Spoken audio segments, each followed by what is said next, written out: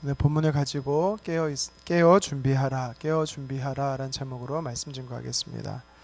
한 목사님의 간증하신 이야기인데요. 1992년에 10월 27일 오후 서울 지하철을 타고 가고 있었는데 갑자기 두 명의 젊은 여인이 기차를 타더니 큰 소리로 외치는 것입니다. 여러분, 예수님이 내일 이 땅에 재림하십니다. 빨리 회개하고 구원을 받으셔야 합니다.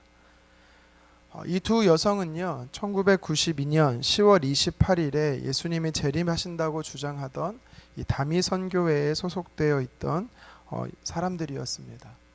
그런데요, 사회적 물의를 일으켰던 그들의 주장과 달리 세상은요, 종말이 오지 않았습니다. 여러분도 기억하실 겁니다. 1999년도에 Y2K라 그래서요, 2000년도가 되면은 이 디지털 숫자 개념이 바뀐다 그러면서 전 세계가 떠들썩했습니다. 종말이 온다라는 이야기도 있었습니다. 하지만 역시 그때도 큰 변화는 없었습니다. 2012년 종말론도 있었습니다. 여러분 모르시는 분도 있겠지만 이 노스트라다무스의 예언대로 1999년도에 종말이 오지가 않았는데 그것이 계산이 틀렸다고 해서 고대 마야 문명의 시간으로 2012년 12월 21일에 지구 종말이 온다라고 했습니다. 심지어 할리우드에서는 영화 2012라는 영화도 만들었습니다. 지구 종말론이 전 세계적으로 퍼졌지만 결국 그 역시 해프닝으로 끝났습니다. 우리나라뿐만 아니라 다른 나라에서도 사람들은요, 이 종말에 대해서, 알 수 없는 미래에 대해서 무슨 일이 일어날 것인가에 대해 궁금해하는 것 같습니다. 근데 성경은 뭐라고 말하고 있습니까? 하나님의 말씀이 우리에게 들려주시는 진리를 우리가 바로 알라라고 이야기합니다. 그래야 잘못된 가르침에 현혹되지 않는다라는 것이죠. 부활절이나 고난주간처럼 많은 교회들이 지키는 절기는 아니지만 교회력에 12월 25일이 되기 전에 4주 전부터, 그러니까 12월 첫째 주부터 지키는 절기가 있습니다. 대강절이라는 절기인데요. 대림절 혹은 강림절이라고 합니다. 예수님의 탄생을 준비하는 기간이기도 하지만 그러면서 동시에 앞으로 오실 재림 예수님을 소망하는 절기가 바로 이 절기입니다. 그런데 우리 요새는요, 교회 안에서조차 이 예수님의 재림에 대해서 좀 잘못된 견해들이 있는 것 같습니다. 첫 번째는 그 날짜를 알 수 있다라는 거죠. 재림의 날짜를 안다라고 주장하는 것입니다. 오늘 본문에 보니까 예수님의 제자들도 마지막 날, 이 종말의 문제에 대해 엄청난 관심이 있었습니다.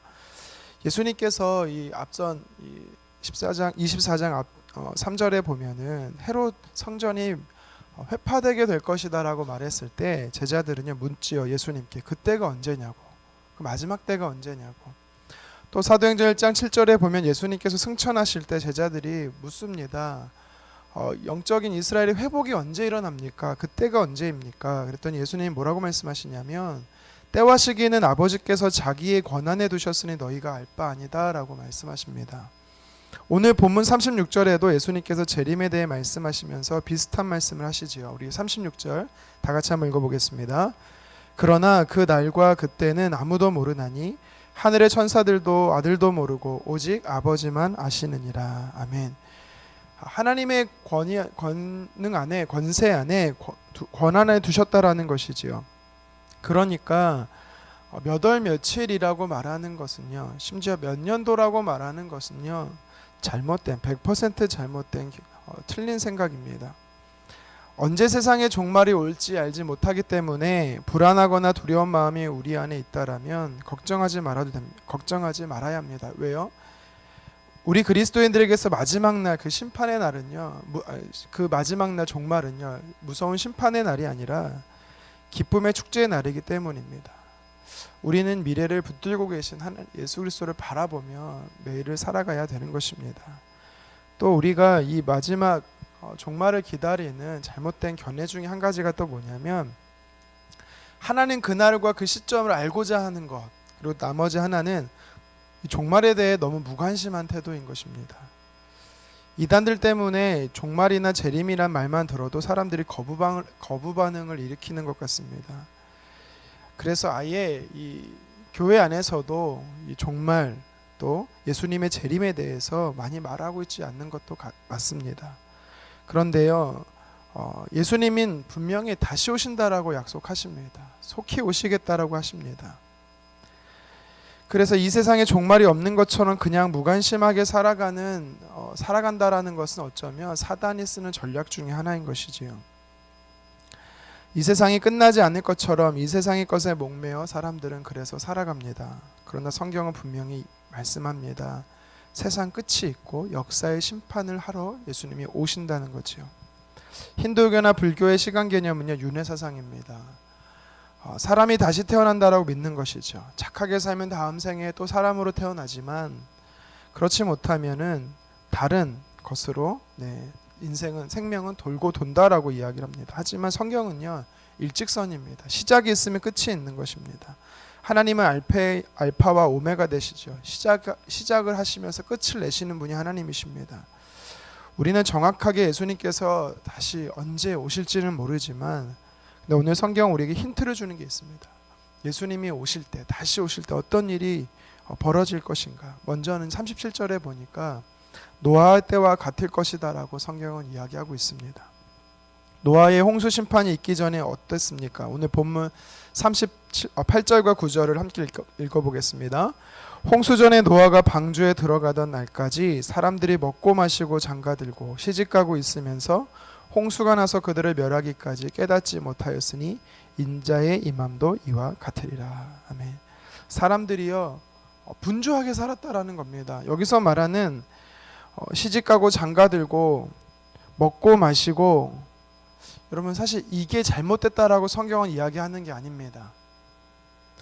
왜냐하면요, 홍수가 끝난 이후에도 이 노아의 가족은요, 역시나 먹고 마시고 결혼하고 그러면서 살았습니다. 또 40절과 41절에 보시면 두 사람이 똑같이 밭에서 일하는데 한 명은 데려가면 당하고 한 명은 버려둠을 당하지요. 또 두 여자가 있는데 맷돌을 같이 갈고 있는데 한 명만 데려가면 당하고 나머지 한 명은 버려둠을 당합니다. 그러니까 성경이 무엇을 말하고 있냐면, 노아 때의 사람들의 문제는 먹고 마시고 장가들고 시집가고 이것이 아니다라는 것이지요. 뭔가 다른 게 있다라는 것입니다. 밭에서 밭일을 하는 것이 잘못됐다라는 것이 아닙니다. 또 41절에서 말하는 것처럼 맷돌을 가는 것이 잘못됐다라는 것이 아닙니다. 무엇이 문제였습니까? 그들이 관심을 갖지 않았다라는 거죠. 39절 하반절에 보면 심판 때까지도 전혀 깨닫지 못했다라는 것이 문제인 것입니다. 일상생활에 너무 빠져서 영적인데 전혀 관심을 갖지 않은 것이 그들에게 있어서 심판의 멸망의 원인이 되었다라는 것입니다. 이 세상의 종말 때에도 똑같은 현상이 벌어진다라고 예수님 말씀하십니다. 예수님께서 다시 오실 건데 분명한 것은 세상 사람들이 자기 일에 빠져서 영적인 일에 관심을 갖지 않는 시대다라고 이야기하고 있는 것입니다.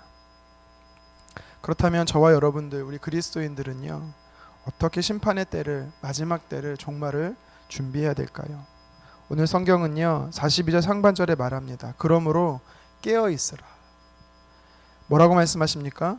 깨어 있으라는 것입니다. 주님이 언제 오실지 모르기 때문에 우리는 늘 깨어 있어야 한다라는 것이지요. 43절의 말씀도 똑같습니다. 깨어 있으면 도둑이 언제 오더라도 대비할 수 있다라고 이야기하는 것입니다. 그리고 예수님께서 한 가지 더 말씀하시죠. 44절 상반절에 너희도 준비하고 있으라. 깨어 있으면서 준비하라는 것입니다. 우리가 깨어 있어야 준비해야 할 것이 무엇을 준비해야 할까요? 저선 예상치 못한 예수님이 다시 오시기 때문에 우리는 깨어 준비해야 되는 것입니다.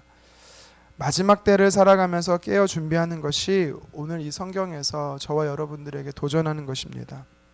밭에서 일해도 좋습니다. 맷돌을 가며 일을 해도 좋습니다. 먹고 마시고 장가가고 시집가는 거 다 좋습니다. 근데 중요한 것은 그 어떤 일을 하더라도 항상 깨어 있어야 한다라는 것이고 항상 준비해야 된다라는 것입니다. 깨어 있다는 것은 무엇입니까? 영적인 일에 관심을 갖는 것입니다. 주님의 말씀에 순종하여 주님과 동행하며 산다라는 것입니다. 그러면 준비한다라는 것은 무엇입니까? 하나님의 영광을 위해 사는 것이지요. 주께서 내게 다시 오실 주의 길을 예비하는 사명을 주셨는데 그것을 감당하며 사는 것입니다. 노아 때의 사람들의 문제는 깨어있지 않았다라는 것입니다. 영적인 문제가 관심 갖지 않았다라는 것입니다. 그들은요, 그들과 노아의 차이점은요, 노아는 하나님과 동행하며 늘 깨어 있었던 사람입니다. 그런데 우리 그리스도인들이 주님의 재림에 대해 깨어 있지도 준비되어 있지도 않은 것 같습니다. 여러 가지 원인이 있겠지만 무엇보다 이 현재 우리 삶 속에 진행되는 일들이 너무 복잡한 것이죠. 거기에 우리의 정신이 모두 빼앗겨 있는 것입니다. 그렇다 보니 주님과 동행하는 것, 주의 말씀에 순종하는 것, 주님이 내게 주신 사명을 감당하는 것 모두 소홀해지는 것이지요. 우리의 시간과 우리의 관심사와 우리의 열정이 모두 빼앗겨 버리는 것입니다. 미국의 존 F 케네디가 생전에 했던 유명한 말이 있습니다. 이 세상에서 유일하게 확실한 것이 있다면 그것은 변하지 않는 것이 없다는 사실이다. 무슨 뜻입니까? 세상은요, 변하지 않는 것이 없다라는 거예요. 모두가 다 변한다는, 모든 것이 변한다라는 겁니다. 그런데 이런 세상의 모든 것이 변해도 유일하게 변하지 않는 것이 있습니다. 그것이 무엇입니까? 어제 본문인 35절에 예수님께서 말씀하시죠. 천지는 없어질지언정 내 말은 없어지지 아니하리라. 아멘. 유일하게 변하지 않고 주님 오실 때까지 지켜질 수 있는 건 바로 주님의 말씀이다라는 것입니다. 하나님의 말씀은 변하지 않습니다. 하나님의 말씀이 변하지 않는다라는 것은 주님이 다시 곧 오신다라는 겁니다. 영원하신 하나님의 말씀을 붙들고 사는 저와 여러분 됐으면 좋겠습니다. 평소에 저와 여러분들은 하나님의 말씀에 순종하며 주님과 동행하는 일에 힘써야 합니다. 또한 그 말씀을 붙들고 기도하며 살아가는 삶에 힘써야 되는 것이죠. 하나님의 사람에게는 우리에게도 현실의 문제는 있습니다. 수많은 걱정거리, 어려움이 우리를 찾아옵니다. 자녀 문제, 가정 문제, 직장 문제, 사업 문제, 건강 문제, 그 외에 많은 문제들이 우리를 우겨쌉니다. 그러나 우리가 이러한 문제들에 온통 정신을 빼앗겨 우리의 삶이 함몰되는 것이 아니라 나와 동행하시는 하나님께 나의 일상의 문제를 모두 맡겨드리고 책임져 달라고 맡겨드리며 현실을 살아가면서 주님 언제 오실지 우린 알지 못하지만 오늘도 주님 앞에 충성되게, 주님 다시 오셔서 우리에게 말씀하실 때 착하고 충성된 종아라는 칭찬을 받을 수 있도록 우리는 영적인 일에 관심을 갖고 또 맡겨주신 사명에 충실히 살아가는 오늘 하루 되었으면 좋겠습니다. 도적같이 임한다고 하셨습니다. 언제 다시 오실지 우리는 알 수 없지만 분명한 것은 깨어 있어야 되는 것입니다. 그리고 분명한 것은 준비해야 되는 것입니다. 오늘도 삶에 깨어 준비한 하루 되시기를 주님의 이름으로 축원합니다. 기도하겠습니다.